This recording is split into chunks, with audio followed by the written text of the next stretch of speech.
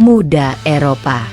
Perburuan pemain keturunan untuk memperkuat timnas Indonesia kembali menjadi perhatian besar publik sepak bola tanah air.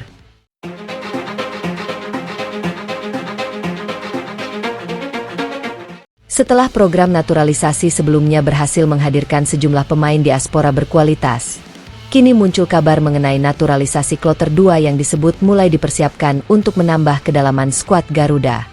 PSSI bersama Kementerian Pemuda dan Olahraga atau Kemenpora terus berupaya mencari talenta terbaik yang memiliki darah Indonesia dan saat ini berkembang di berbagai kompetisi Eropa. Strategi tersebut menjadi bagian dari upaya membangun timnas Indonesia yang tidak hanya kuat untuk satu turnamen, tetapi juga memiliki kedalaman skuad dalam menghadapi agenda internasional jangka panjang. Perburuan pemain kali ini disebut lebih banyak menyasar talenta muda. Mereka bukan sekadar pemain yang sudah memiliki nama besar, tetapi juga pemain yang sedang berkembang melalui sistem pembinaan sepak bola modern di Eropa. Belanda, Belgia, hingga Inggris menjadi wilayah yang menarik perhatian karena banyak pemain berdarah Indonesia yang tumbuh dalam sistem akademi sepak bola negara-negara tersebut.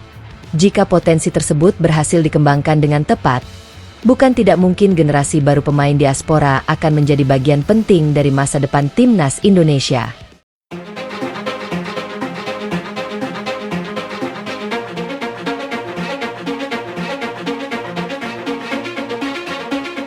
PSSI kembali berburu talenta muda Eropa. Program naturalisasi kloter kedua dipandang sebagai langkah lanjutan untuk memperkuat fondasi skuad Garuda.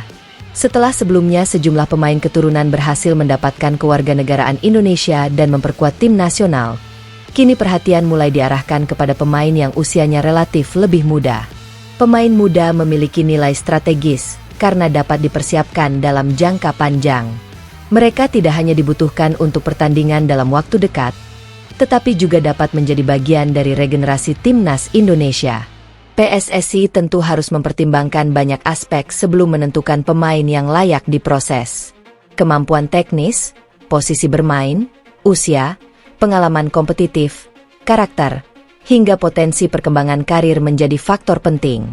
Artinya, naturalisasi tidak seharusnya hanya dilakukan berdasarkan popularitas pemain.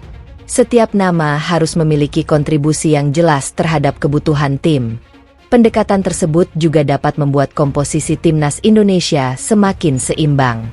Pemain yang berkembang di kompetisi domestik bisa mendapatkan persaingan baru dari pemain diaspora yang memiliki pengalaman pembinaan berbeda.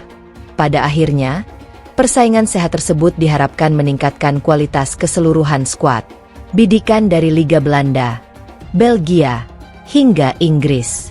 Salah satu hal yang membuat program pencarian pemain keturunan semakin menarik adalah luasnya jaringan diaspora Indonesia di Eropa. Belanda selama ini menjadi salah satu negara dengan jumlah pemain keturunan Indonesia yang cukup banyak. Hubungan sejarah antara Indonesia dan Belanda membuat pencarian pemain berdarah Indonesia di negara tersebut menjadi salah satu fokus penting dalam proyek diaspora. Selain Belanda, Belgia juga menjadi wilayah yang potensial.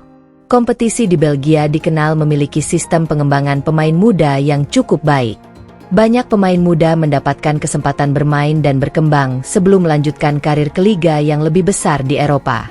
Sementara itu, Inggris mempunyai daya tarik tersendiri karena kualitas kompetisi dan sistem akademinya. Pemain muda yang tumbuh di lingkungan sepak bola Inggris biasanya mendapatkan pembinaan intensif mengenai teknik, fisik, disiplin, serta pemahaman taktik. Apabila terdapat pemain keturunan Indonesia yang berkembang di akademi klub-klub Inggris, tentu hal tersebut akan menjadi aset menarik untuk dipantau. Namun, status sebagai pemain akademi klub besar tidak otomatis membuat seorang pemain layak masuk timnas.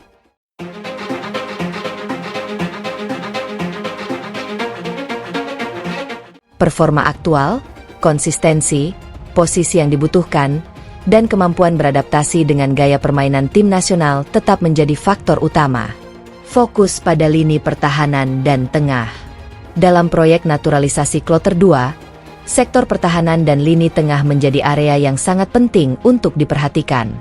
Tim nasional membutuhkan pemain yang bukan hanya kuat dalam duel, tetapi juga mampu memainkan bola dengan baik. Sepak bola modern menuntut bek memiliki kemampuan membangun serangan dari lini belakang, Sementara gelandang dituntut mampu mengatur tempo dan melakukan transisi secara cepat. Pemain serba bisa atau versatile juga memiliki nilai tambah. Seorang pemain yang mampu bermain di lebih dari satu posisi dapat memberikan keuntungan besar kepada pelatih ketika menghadapi jadwal pertandingan yang padat. Cedera, akumulasi kartu, rotasi pemain, hingga perubahan strategi dapat membuat kebutuhan terhadap pemain multifungsi semakin tinggi. Kehadiran pemain seperti ini juga memungkinkan pelatih memiliki lebih banyak pilihan taktik. Di lini tengah, misalnya, seorang pemain dapat dituntut menjadi pengatur permainan ketika tim menguasai bola, tetapi berubah menjadi pemain yang agresif melakukan pressing ketika kehilangan penguasaan. Kemampuan semacam itu biasanya terbentuk melalui proses pembinaan yang panjang. Akademi Eropa menjadi investasi jangka panjang. Salah satu keunggulan pemain muda yang tumbuh di Eropa adalah pengalaman mereka dalam sistem pembinaan yang terstruktur. Sejak usia dini, pemain biasanya diperkenalkan dengan konsep positioning, pengambilan keputusan, sirkulasi bola, pressing, transisi, hingga kemampuan membaca ruang. Mereka juga terbiasa menghadapi pemain dengan karakter dan gaya bermain yang beragam. Bagi timnas Indonesia, pengalaman tersebut dapat menjadi tambahan penting. Namun, proses integrasi tetap harus dilakukan secara bertahap. Pemain muda diaspora tidak harus langsung dibebani ekspektasi besar. Mereka dapat terlebih dahulu mendapatkan kesempatan melalui kelompok umur seperti U17, U20, atau U23. Dengan cara tersebut, pemain dapat beradaptasi dengan lingkungan sepak bola Indonesia sekaligus memahami karakter permainan timnas. Jika perkembangannya konsisten, pintu menuju tim senior akan terbuka secara alami.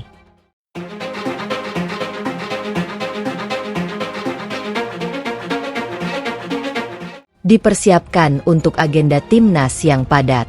Percepatan proses pencarian dan administrasi pemain keturunan juga berkaitan dengan semakin padatnya agenda timnas Indonesia. Salah satu panggung yang menjadi perhatian adalah ASEAN Championship atau FIFA ASEAN Cup. Kompetisi regional tersebut membutuhkan kedalaman skuad karena tim harus menghadapi pertandingan dalam waktu yang relatif berdekatan. Rotasi menjadi sangat penting. Pelatih tidak mungkin selalu memainkan 11 pemain yang sama sepanjang turnamen. Cedera, kelelahan, akumulasi kartu, dan kebutuhan taktik akan membuat pemain pelapis memiliki peran yang sangat penting. Karena itu, semakin banyak pemain berkualitas yang tersedia, semakin besar pula fleksibilitas yang dimiliki pelatih. Selain kompetisi regional, timnas Indonesia juga memiliki berbagai agenda resmi FIFA dan pertandingan internasional lainnya. Setiap laga dapat menjadi bagian dari proses pembangunan tim menuju target yang lebih tinggi. Persaingan di level Asia juga semakin ketat. Indonesia membutuhkan skuad yang mampu menghadapi lawan dengan karakter berbeda-beda. Proses naturalisasi tidak bisa instan. Meski isu mengenai kloter 2 naturalisasi semakin ramai, publik perlu memahami bahwa proses memperoleh kewarganegaraan Indonesia bukanlah proses yang bisa diselesaikan dalam waktu singkat. Terdapat berbagai tahapan administratif dan hukum yang harus dilewati. Semuanya harus dipastikan berjalan sesuai peraturan yang berlaku agar pemain yang bersangkutan benar-benar memiliki status hukum yang jelas sebelum membela timnas Indonesia. Tahap awal biasanya berkaitan dengan penilaian dan kebutuhan teknis. PSSI harus memastikan bahwa pemain tersebut memang memiliki hubungan keturunan Indonesia serta memenuhi kriteria yang diperlukan. Rekomendasi teknis juga menjadi penting agar naturalisasi tidak hanya didasarkan pada faktor popularitas. Setelah itu, berbagai dokumen harus diproses melalui lembaga terkait. Pemeriksaan administrasi dan aspek kewarganegaraan harus dilakukan secara teliti. Tahapan administrasi menjadi kunci. Dalam proses naturalisasi atlet, keterlibatan sejumlah lembaga negara menjadi bagian penting. Dokumen pemain harus diteliti dan dipastikan lengkap.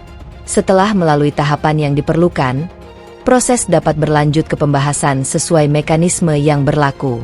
Dalam pembahasan kewarganegaraan, DPR RI juga memiliki peran sesuai kewenangannya.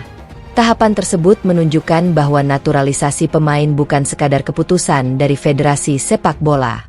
Setelah seluruh proses hukum dan administratif terpenuhi, Pemain yang mendapatkan kewarganegaraan Indonesia akan menjalani pengambilan sumpah sebagai warga negara Indonesia. Barulah setelah status kewarganegaraannya selesai, proses berikutnya terkait kelayakan membela timnas dapat dilakukan sesuai regulasi FIFA. Jika pemain sebelumnya pernah membela negara lain dalam kompetisi resmi, persoalan perpindahan federasi juga harus diperhatikan. Dengan demikian, proses naturalisasi sebenarnya merupakan rangkaian panjang yang melibatkan Garuda bisa semakin kuat. Kabar mengenai naturalisasi kloter 2 tentu menjadi angin segar bagi pencinta timnas Indonesia. Apalagi jika pemain yang dibidik benar-benar berasal dari sistem pembinaan sepak bola Eropa yang kompetitif. Namun, publik tetap perlu menunggu informasi resmi mengenai siapa saja pemain yang benar-benar masuk proses naturalisasi. Jangan sampai rumor berkembang lebih cepat daripada fakta. Jika PSSI mampu melakukan scouting secara tepat, menyelesaikan proses administrasi dengan baik, dan mengintegrasikan para pemain diaspora ke dalam sistem permainan pelatih, proyek ini berpotensi memberikan dampak besar. Timnas Indonesia tidak hanya akan memiliki lebih banyak pilihan pemain, tetapi juga mempunyai regenerasi yang lebih kuat. Dengan agenda internasional yang semakin berat, kedalaman skuad menjadi salah satu kunci keberhasilan. Kini perhatian publik tertuju pada langkah berikutnya. Siapa saja talenta muda Eropa yang akan benar-benar masuk radar naturalisasi kloter 2? Apakah akan muncul pemain dari Belanda, Belgia, Inggris, atau bahkan negara Eropa lainnya? Jika proses tersebut berjalan sesuai harapan, bukan tidak mungkin wajah baru akan kembali menghiasi skuad Garuda dan membawa timnas Indonesia memasuki era persaingan yang lebih tinggi. Satu hal yang pasti, perburuan talenta keturunan Indonesia di Eropa semakin menunjukkan bahwa proyek membangun timnas bukan pekerjaan jangka pendek.